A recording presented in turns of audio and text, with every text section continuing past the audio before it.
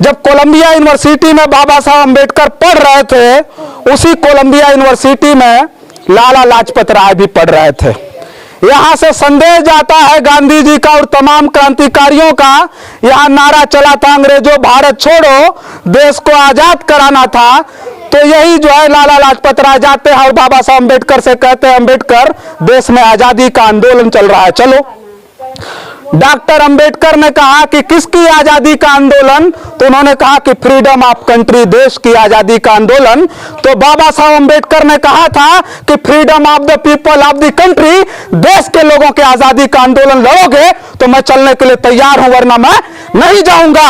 आज मुझे वो बात समझ में आती है कि हमारा न लाइन बिजली है, ठीक ना, उसके बाद न रोड है, न हमारे घर में दरवाजा है, जब हमारा न हमारे एक बिस्सा जमीन भी नहीं है। अच्छा, इसीलिए फहराएंगे 15 अगस्त को झंडा कि जब हमारा सब कुछ व्यवस्था मिलेगा तब भी फहरा। हम लोग के रहने के ठिकान है, न हम लोग के एक बित्ता जमीन जगह जमीन न मिलल बा, न हम लोग के रोड मिला है, न हम लोग के बिजली मिला है। हम गरीब आदमी कहाँ पाएगी कि पढ़ाएगी? इतना महंगा चीज, इतना तू चीज हम कहाँ पाएगी? हमारे पास आदमी नहीं है, हम हमारी तुअर टॉपर लड़का है, विधवा पेंशन तक नहीं मिलता है। साथियों नमस्कार, मैं हूं रजनीश और आप देख रहे हैं जनादर्श भारत। साथियों, बड़े गर्व के साथ मुझे कहना पड़ रहा है कि इस बार आजादी की 75वीं वर्षगांठ अब भारत में इस बार मनाई जाएगी और बड़े हर्षोल्लास का माहौल है भारत में। और फरमान भी जारी हो गया है भारत सरकार का। उन्होंने कह दिया कि इस बार अमृत महोत्सव के रूप में भारत में घर घर झंडा फहरा करके आज़ादी का ये पर्व मनाया जाएगा। बार बार वीडियो मुझे सलाम करने का मन कर रहा है ऐसे यशस्वी प्रधानमंत्री का, जिन्होंने ऐलान कर दिया कि घर घर पर तिरंगा फहराना है और इस पर्व को अमृत महोत्सव के रूप में मनाना है। लेकिन आज फरमान जारी हुआ, घर घर में ध्वजारोहण करना है, ध्वजा फहराना है। लेकिन अब सवाल उठता है सबसे बड़ा, और आते हैं मेन मुद्दे पर बात करेंगे कि भौतिक सुख सुविधाओं से कोसों दूर गांव में रहने वाले गरीब किसान मजदूर में कीचड़ से सनी हुई तंग गलियों में रहने वाले लोग क्या उस आज़ादी के मायने को आज भी समझते हैं कि नहीं समझते हैं? और अगर नहीं समझते हैं तो आखिर क्या कारण रहा है, आखिर क्यों ऐसी स्थिति रही है? अब एक बात पूछना चाहते हैं कि अब ध्वजारोहण करना है, क्या इनको पता है? इनको ये बात ये लोग जानते हैं? आज़ादी के बारे में कुछ जानते हैं कि नहीं जानते हैं? आज़ादी के बारे में कुछ जाने नहीं? क्या नाम है आपका? लखन। आजाद हैं कि ना? आजादी के बारे में कुछ जाना नहीं? आजाद कब बना है साहब? अच्छा, हाँ, आजाद नहीं है। नहीं। देखिएगा कितनी उम्र है? और देखल जाए 70-80 साल की इनकी उम्र होगी, ये बुजुर्ग आदमी। और बहुत बड़ी बात इन्होंने कह दी, भारत 75 साल पहले आजाद हो गया, लेकिन इन्होंने एक बात कह दिया कि हमें आजाद है ये नहीं है। और ये बात हकीकत है कि इन गरीब और तंग गलियों में रहने वाले लोग, कीचड़ों में सने रहने वाले लोग आज भी गुलाम हैं और गुलामी की जिंदगी जी रहे हैं। इन बुजुर्ग आदमी से और क्या पूछेंगे हम, बताइए ना। इनके बच्चों का भविष्य क्या होता है और बता दें। कुछ लोग बहुत चालू होंगे इस गांव में, और इन चुनाव में इन लोगों का केवल खरीद फरोख्त किया जाता है। छोट भैया नेता आएगा, इन मोहल्लों में आकर के घूमेगा और एक दिन बेवकूफ बना करके पूरा का पूरा वोट समेट करके लेकर के चला जाएगा, और फिर घूमने तक नहीं आता है कि इनका क्या कभी दिन दशा इनका देखा कि नहीं देखा, इनके परिवार के बच्चे पढ़ने जाते हैं कि नहीं जाते हैं। और दावे के साथ मैं कह सकता हूं कि जब बच्चे प्राथमिक विद्यालय में एडमिशन कराने के लिए जाते होंगे तो किसी न किसी कारण से इनको भगा दिया जाता होगा, क्योंकि इनके पास ना आधार कार्ड होगा, न इनका कोई प्रूफ होगा। नाम बताओ, नाम बताओ। हमारा सुदामी नाम है। क्या कहतू? हम इसमें से निकल कर उस पार गए हैं। न हमारे पास चक्रोट है, न कोई रोड है, न हमारे घर में दरवाजा लगा हुआ है, न हम लोग के कोई सुविधा है। 5 किलो राशन मिलता है सरकार के घर से।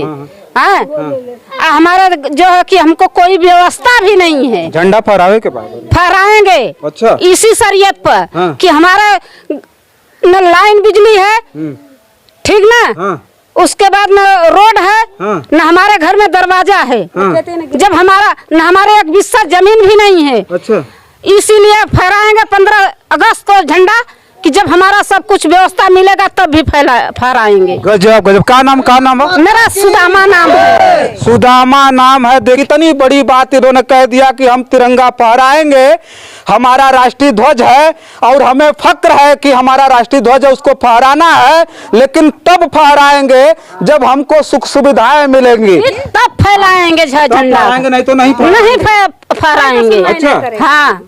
अब का नाम है तो? हमारा धर्मानी नाम है। का करबू झंडा फहरेबू कि नहीं? फहराए इसके लिए कि हम लोग की कुछ सुविधा नहीं है। हाँ, सुविधा मिली तब फहरेबू। हाँ, सुविधा मिली तब फहराए। अच्छा, सरकार से का कहबू बता? सरकार की यही बात कहेगी कि न हम लोग के रहने के ठिकान है, हाँ। और न हम लोग के एक बिता जमीन न मिलल बा, और न हम लोग के रोड मिला है, न हम लोग के बिजली मिला है। हम गरीब आदमी का पाएगी कि पढ़ाएगी? इतना महंगा चीज, इतना तू चीज हम कहाँ पाएगी? हमारे पास आदमी नहीं है, हमारी तुअर टॉपर लड़का है, विधवा पेंशन तक नहीं मिलता है। बताइए। मेरा भारत महान है। अब सुनिएगा, आप देख लीजिएगा, हमने जो दिखाया ग्राउंड रिपोर्ट दिखा करके मैं ये बताना चाह रहा था कि प्रधानमंत्री जी जो आपका फरमान आया, देश आजाद हो गया और 75 साल बीत गए देश की आजादी के, लेकिन भौतिक सुख सुविधाओं से बहुत दूर इन तंग गलियों में रहने वाले जब इन गरीब किसान मजदूरों की बस्तियों में मैं आया और जब मैं ये वीडियो आपको दिखा रहा हूं तो आपको समझ में आ रहा होगा। जो लोग देखेंगे इस बात को जरूर समझेंगे कि वास्तव में इस देश में अमृत महोत्सव से पहले इनको उन सुख सुविधाओं से परिपूर्ण बनाने की जरूरत है जो आज तक उन सुख सुविधाओं से वो दूर है। इनके बच्चे पढ़ाई लिखाई नहीं करते हैं, इनके बच्चों की पढ़ाई लिखाई ठीक नहीं है और सरकारी विद्यालयों पर लगातार मैं 4 साल से चिल्ला रहा हूं। अब मैं खुद थक गया हूं, अब मुझे चिल्लाने का मन नहीं करता, इसलिए कि नीचे से लेकर के ऊपर तक, मास्टर से लेकर अधिकारी से लेकर सरकार तक पूरी की पूरी तरह से उत्तर प्रदेश की शिक्षा व्यवस्था को चौपट करने की तैयारी में है और चौपट कर रहे हैं। अब जानिएगा, जब मैं वो दिन देखता था जब लोग आकर के कहते थे, उस बात को मुझे आज पता चला जब 75 साल आजादी के बीत जाने के बाद जब मैं इन गाँव में आया और मैं देखा तो मुझे समझ में आया। तब जब लोग कहा करते थे एक बात, जब कोलंबिया यूनिवर्सिटी में बाबा साहब अम्बेडकर पढ़ रहे थे, उसी कोलंबिया यूनिवर्सिटी में लाला लाजपत राय भी पढ़ रहे थे। यहां से संदेश जाता है गांधी जी का और तमाम क्रांतिकारियों का। यहां नारा चला था, अंग्रेजों भारत छोड़ो, देश को आजाद कराना था। तो यही जो है लाला लाजपत राय जाते हैं और बाबा साहब अम्बेडकर से कहते हैं, अम्बेडकर देश में आजादी का आंदोलन चल रहा है, चलो। डॉक्टर अंबेडकर ने कहा कि किसकी आजादी का आंदोलन? तो उन्होंने कहा कि फ्रीडम ऑफ कंट्री, देश की आजादी का आंदोलन। तो बाबा साहब अंबेडकर ने कहा था कि freedom of the people of the country, देश के लोगों के आजादी का आंदोलन लड़ोगे तो मैं चलने के लिए तैयार हूं, वरना मैं नहीं जाऊंगा। आज मुझे वो बात समझ में आती है। बाबा साहब अंबेडकर को गाली देने वाले तमाम लोग मिल जाएंगे, ये कहते हुए मिल जाएंगे कि डॉक्टर अंबेडकर का देश की आजादी के आंदोलन में कोई योगदान नहीं था। लेकिन मैं आज दावे के साथ कह सकता हूं, इन गांव में खड़ा होकर के, इस दहलीज पर खड़ा होकर के मैं दावे के साथ कह सकता हूं कि अंबेडकर एक ऐसी शख्सियत थे जो देश की आजादी के लिए नहीं बल्कि देश के लोगों की आजादी के लिए आंदोलन लड़ रहे थे।